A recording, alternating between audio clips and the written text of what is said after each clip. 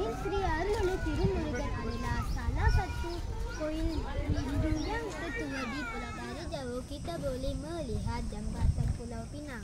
Jambatan Pulau Pinang ini ialah 13,5 kilometer. Adalah peti surat zaman penjajah. Ini adalah kabel train Bukit Bendera Pulau Pinang. Ini adalah pantai Batu Ferringhi Pulau Pinang. Selain itu, Batu Ferringhi ialah sebuah kawasan peranginan utama sekali di negeri Pulau Pinang, Malaysia, bersama dengan hotel-hotelnya, kedai pelancongan, tempat peranginan, restoran dan pejabat penyewaan kereta dan motosikal. Ia terletak tidak jauh dari pusat bandaraya Jelutong 5 km dari Bunga.